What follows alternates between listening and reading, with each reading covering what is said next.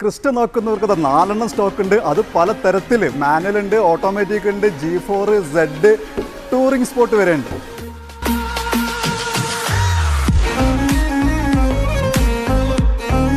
ഈ വാഹനം വരുന്നത് 2017 model touring spot diesel automatic ആണ്. ഈ വാഹനം വെറും 37,000 കിലോമീറ്റർ ഓടിയിട്ടുള്ളൂ. സെക്കൻഡ് ഓണർഷിപ്പിലാണ്.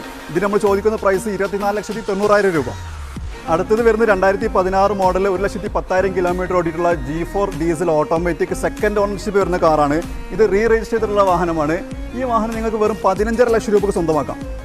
അടുത്തത് 2021 മോഡൽ, അത് ന്യൂ ടൈപ്പിൽ വരുന്ന G4 ഓട്ടോമാറ്റിക് ആണ്. ഇത് വെറും 33,000 കിലോമീറ്റർ ഓടിയിട്ടുള്ളൂ. സിംഗിൾ ഓണറാണ്. ഈ വാഹനത്തെ നമ്മൾ ചോദിക്കുന്ന റേറ്റ് 24.5 ലക്ഷം രൂപ. ഇനി Z ഓട്ടോമാറ്റിക് നോക്കുന്നവർക്ക് 2019 മോഡൽ 1.5 ലക്ഷം കിലോമീറ്റർ ഓടിയിട്ടുള്ള സിംഗിൾ ഓണറിൽ വരുന്ന, അത് ബ്ലാക്ക് കളറിൽ വരുന്ന വാഹനമുണ്ട്. ഈ വാഹനത്തിൽ ചോദിക്കുന്ന റേറ്റ് 25 ലക്ഷം രൂപ.